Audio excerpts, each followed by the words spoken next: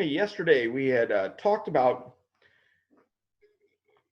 how to meet your investment goals. And I can't overemphasize enough that you have to have goals for your investing. You can't just put money away and just to put it away because to invest successfully, there's different asset classes, different vehicles that are meant for specific goals to help you better manage them, that work better for specific goals.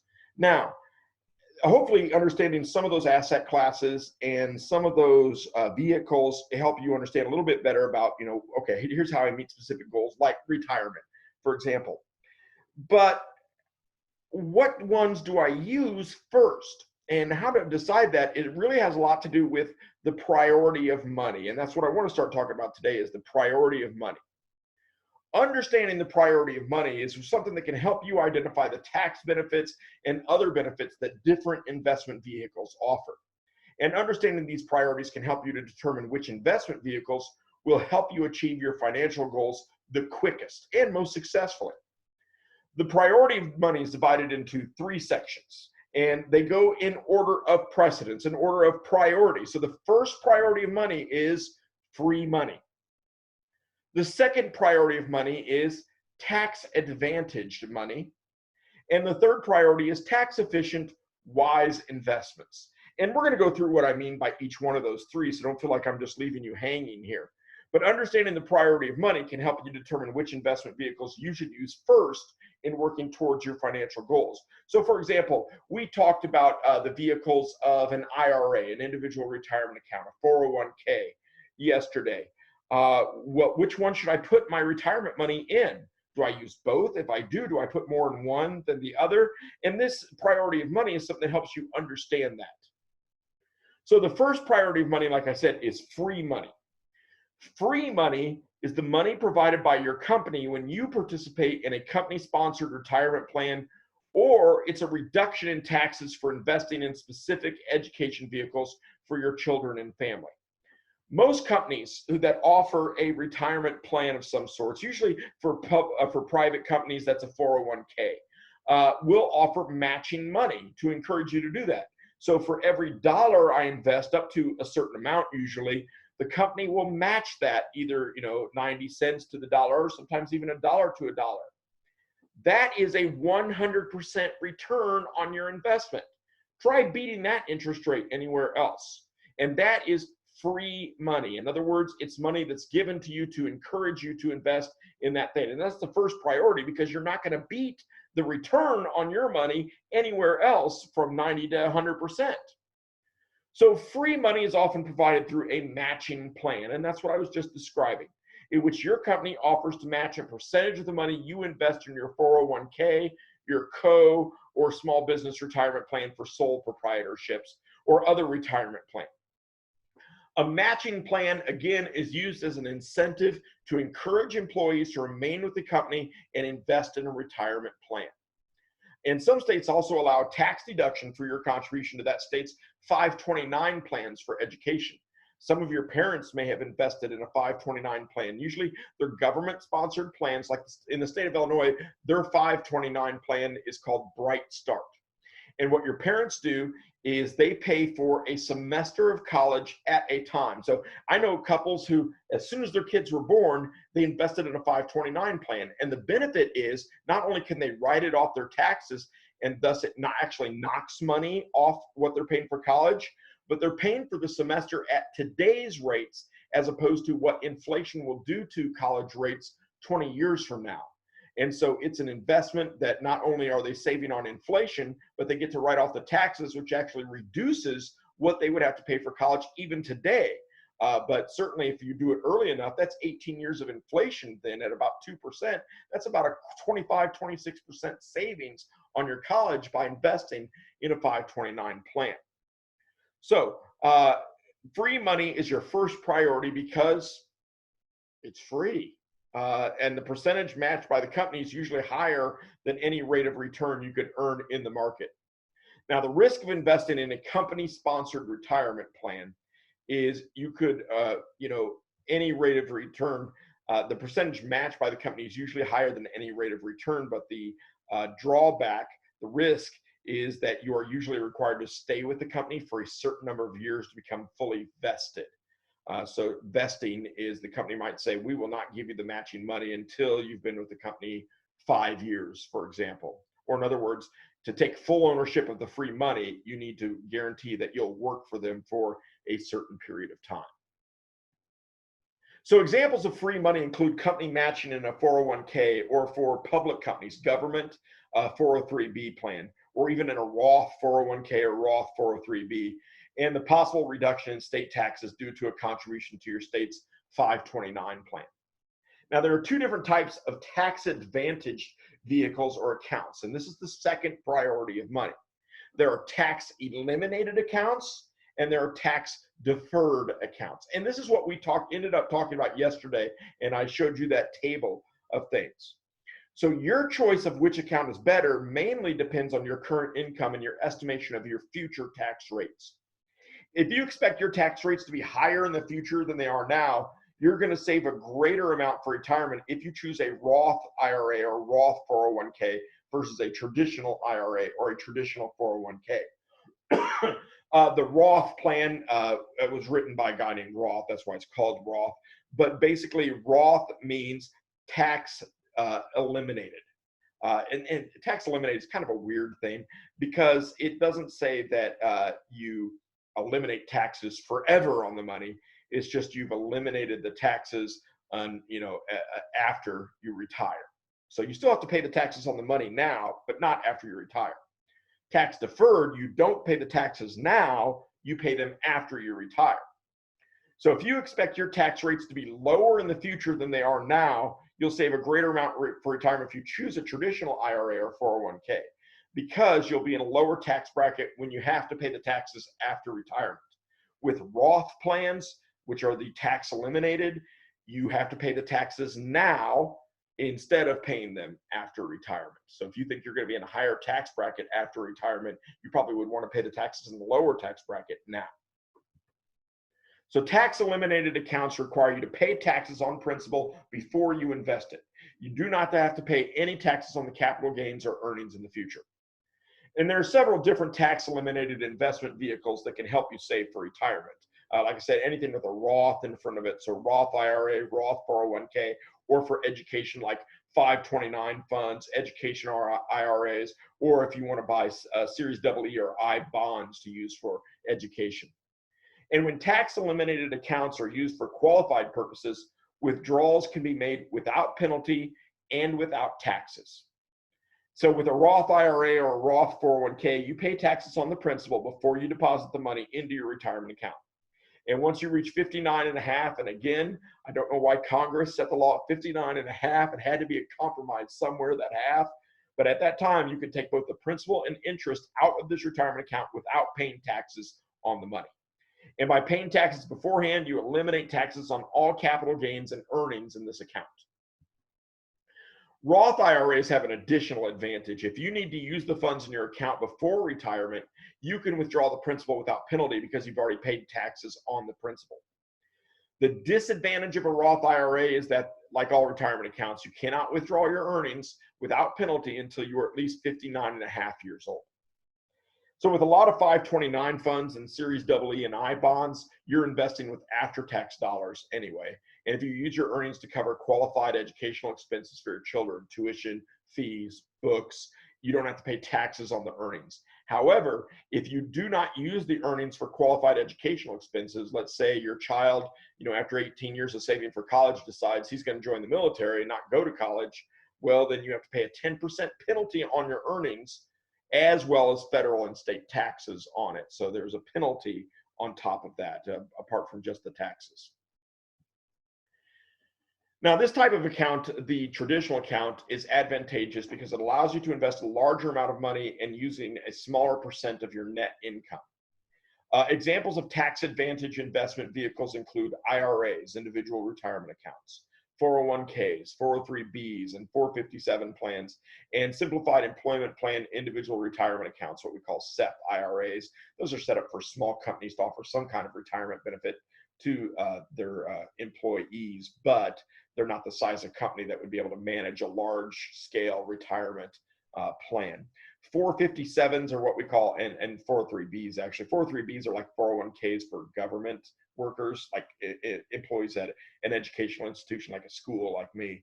457 plans are qualified plans that act in the place of Social Security. And so the teacher's retirement system, TRS, that I am mandated by law to contribute to instead of Social Security, so I'm not going to get Social Security for my time as a teacher. That's what a 457 plan is. The teacher's retirement system in Illinois is a 457 plan. So suppose your gross income last year was $45,000 and you invested $3,000 in an IRA. Your adjusted gross income, AGI, the income on which you pay taxes, would be $42,000. $45,000 minus the $3,000 contribution to your retirement account. Contributing to an IRA reduces the amount you have to pay in taxes today. So the amount of your tax payments or tax savings would be equal to $3,000 multiplied by your tax rate. However, when you retire after age 59 and a half, you're not only required to pay taxes on your $3,000 investment, but you must also pay taxes on any earnings the IRA investment has produced. Now, the risk of using tax-deferred investment vehicles is that you must be at least age 59 and a half to make withdrawals. If you withdraw funds before you reach this age, you have to pay taxes on the funds at your ordinary income tax rate, and this rate could be as high as 35%. You must also pay a 10% penalty fee for that money as well. Thus, if you make early withdrawals, you could lose up to 45% of your investment just in taxes. That's close to half of it. A 10% penalty charge plus 35% in taxes if you have the highest marginal tax rate possible.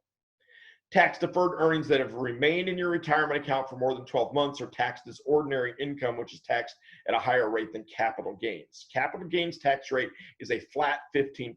So for example, if I buy a share of stock for $100 and I sell it later for $120, I have to pay 15% on that $20. However, if I make $100 in this year, I might have to pay up to 35% on that $100, depending on what tax bracket I'm in. So income tax versus capital gains tax. The third priority of money is tax efficient, wise investments. And these are the types of investments that will limit the amount of tax you have to pay. Because again, remember, the secret to being wealthy is not how much money you make, it's how much money you get to keep after inflation and taxes. So wise investors know they'll have to pay taxes and transaction fees on any investment they make. So they work to minimize these costs as much as possible. They also monitor their investments' performances by comparing their returns after taxes and transaction fees to the appropriate benchmarks. And we talked about yesterday what a benchmark is. So here's 5 important suggestions for investing tax efficiently and wisely.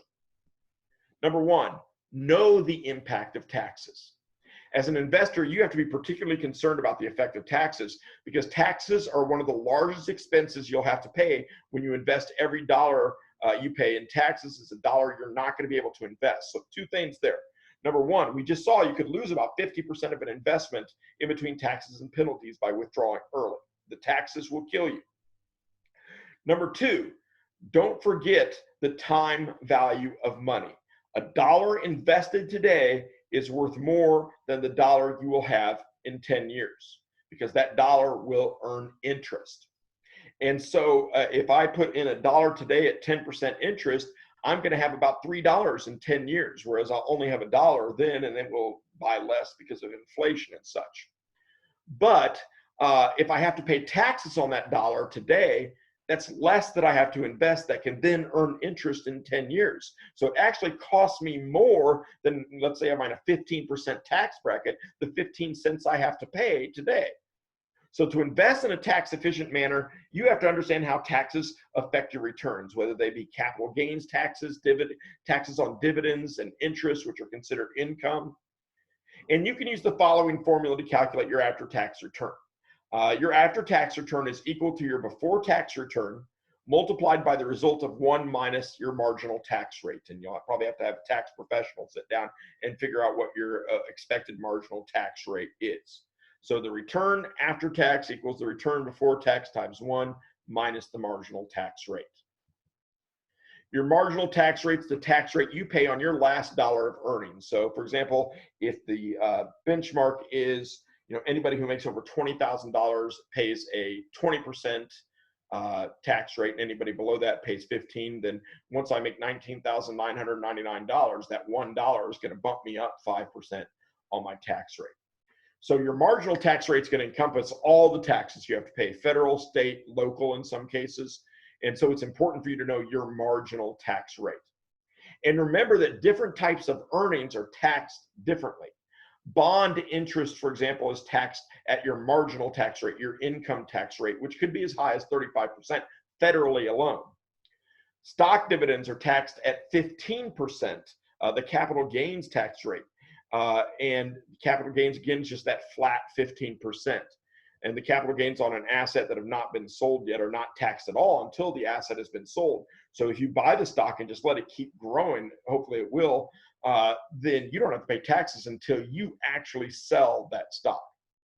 So to understand the impact of taxes, you have to calculate the estimated after-tax return of each asset you're considering.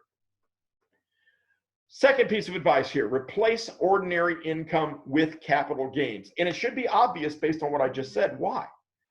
Ordinary income is taxed at the income tax rate, which just federal alone could be up to 35%. And that's before adding how much my state income tax rate is, or if I live in a community that has a local income tax, adding that as well. And then we might be getting close to 49, 50% tax rate. Whereas capital gains, again, doesn't matter how much you make, it's a flat 15%. And so, the capital gains tax rate at a flat 15% is a lot better deal than probably getting up to 49, 50% if you're in that highest marginal tax bracket. So you should earn as much of your income as possible in the form of long-term capital gains. And you can replace ordinary income with capital gains by using a buy and hold strategy when you invest, for example. Don't keep selling, because every time you sell, you're going to have to pay taxes on it. Hold it for a long time and defer those taxes till later. So this strategy means that you hold on to your assets for as long as possible and do not trade in your accounts. And not only when you do that buy and hold strategy are you deferring taxes till later and therefore putting them in a lower tax bracket as capital gains, but you're also eliminating the fees and everything that go, the commissions and everything that go with each trade that you're doing. Now, I should clarify, capital gains tax rates go into effect only if you've held the asset that you're selling for over 12 months. And that's why a buy and hold strategy works better, because you have to hold it for at least a year before you can sell it. Anything, if I buy a stock today for $100 and I sell it tomorrow at $150, I've made $50, yes. But that money, because I did it in less than a year, is now considered income, and it's going to be taxed at I could only end up with $25 basically by the time it's over. So by holding on to assets for extended periods of time, you defer earnings to the future and avoid paying your marginal income tax rate now. Number 3, minimize turnover and taxable distributions. Turnover on assets is when you sell them and maybe invest in something else, but you don't necessarily have to. And so minimize turnover on all assets and minimize taxable distributions on your mutual funds. Don't forget, mutual funds are a great idea, but if you make money on your mutual fund, all the earnings have to be given to you during the year. Mutual funds are passed through accounts. So the government's going to look at all those earnings and go, you made income, we're going to have to tax you within that year. So you want to be real careful about how you choose your mutual fund, depending on what your goals are. Again, if you need that money in the short term, then you'll just have to suffer the tax consequences. But in the long term, you want to look for mutual funds that have a buy and hold strategy, that are passive, that are not aggressive. Because every time you sell an asset, you set up a taxable event. And if your assets are with the mutual fund pool and they sell it, it's still a taxable event for you. So a taxable event is just a transaction that has tax consequences. So by using a buy and hold strategy, you minimize the impact of taxes and reduce your transaction costs as well. The law requires, again, that mutual funds distribute 90% of all capital gains and interest to shareholders annually. That means less than a year. That means that's income. You'll have to pay taxes and fees on these distributions. Even if you do not sell your mutual fund, you'll have to pay taxes on things that you haven't really gotten the benefit of. So as an investor in a mutual fund, you must sometimes pay taxes because of the actions of the mutual fund's portfolio manager. If they're not holding on to assets for at least a year and they're actively trading, it could cost you. So you can minimize turnover and taxable distributions by selecting your mutual funds wisely. Invest in those funds that do not have a history of trading activity. For example, funds that have low turnover or trading. And these funds will reduce that amount of taxes you must pay each April. Number 4, replace interest income with stock dividend income. And because of changes of the tax law in 2004, taxes on dividends from individual company stocks or stock mutual funds were reduced to the capital gains tax rate of a flat 15%. If I buy a bond, which remember a bond is just an IOU. If I buy a bond, and I'm talking about private company bonds, what they call debt, then if it earns interest and they pay me that interest, the interest is actually calculated as income, not a capital gain. So, if you buy short-term paper debt from a corporation, let's say Apple issues a bond to, raise money to invest in some research on some great new product or something. Those bonds are usually very short-term, meaning they pay out in under a year usually. And so a lot of people in the past, what they would do, especially if they wanted to protect their money, because bonds are fairly safe. Most companies don't want to not pay their debt because that indicates huge trouble and they'll lose a lot of money. And so older people would, I'm just going to put all my money into bonds and I'll just, live off the interest that the bonds give. So I have $1 million saved up for retirement. I buy $1 million worth of bonds and the bonds interest from that, which say it's 15%, I can live on 15% a year from those bonds. That's what they would do. But now those bonds are taxed as taxable income. Whereas if I invested in a stock that pays dividends regularly, I might be able to live off the dividends instead of the bond income and only pay that 15% capital gains tax rate. I found it amazing when Barack Obama ran for his second term for president. One of his big hitting points was, look, Warren Buffett, richest man in the world, he pays less taxes than his secretary. That is absolutely true. Warren Buffett, the richest man in the world, pays less taxes than his secretary. But there's a difference.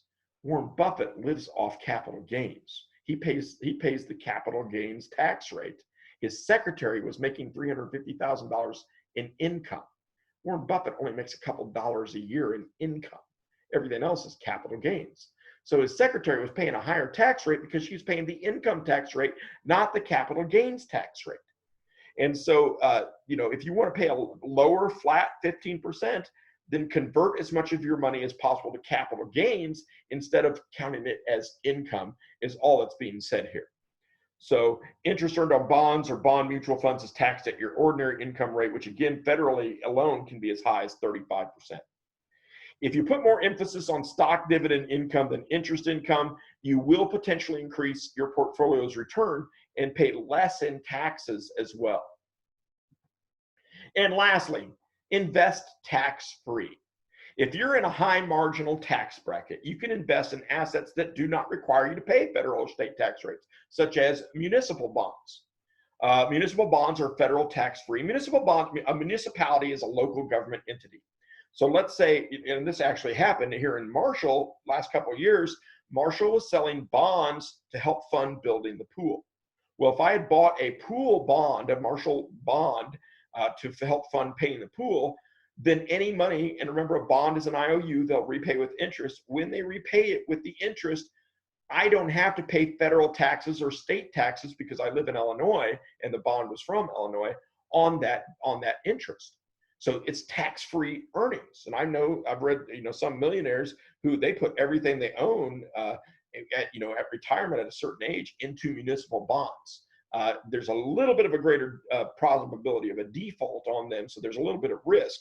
But that means they normally will pay a little bit of higher interest rate too, and then it's non-taxable. I don't lose anything in taxes on it. So Treasury bonds are state tax-free, and certain government saving bonds such as Series EE and Series I bonds are both federal and state tax-free if the proceeds are used for qualified educational expenses, again, like tuition, books, fees.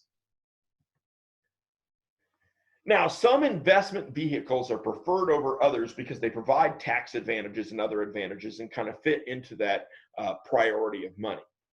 Unfortunately, some of the investment vehicles that are high money priorities also have lower maximum contribution limits, meaning that you can only put so much in them a year before you get a tax consequence on them.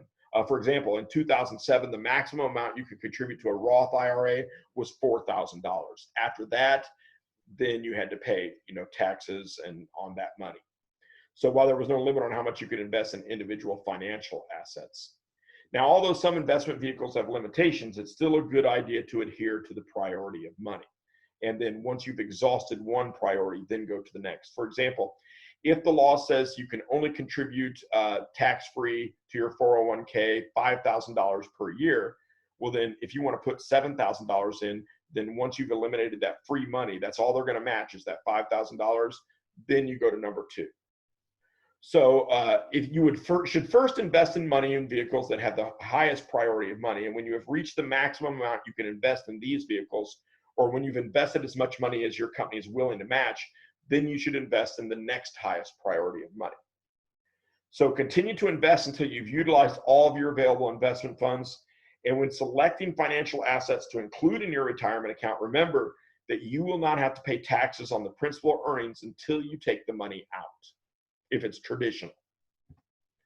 If you own financial assets that are actively traded or that generate a lot of income, these assets then should be held in your retirement account because that defers the taxes till later. You'll not have to pay taxes on the assets until you take them out at retirement.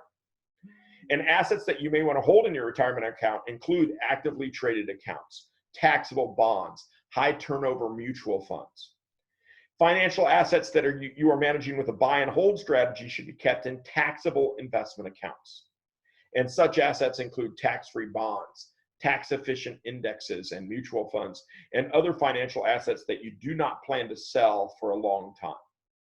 And although you may be required to pay taxes on these funds each year for dividends and other short-term distributions, it is usually tax efficient to hold these assets for extended periods of time.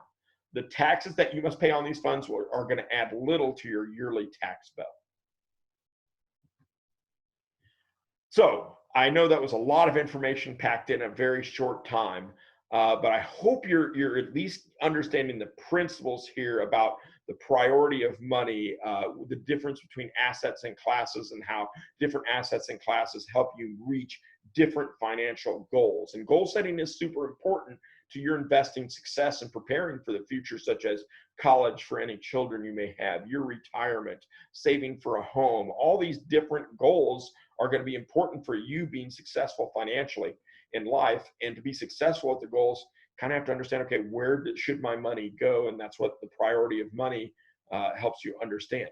So do you guys have any questions regarding any of that? I'll take that as a no then. Okay, hopefully we'll see you tomorrow then to wrap up the week. Have a good one.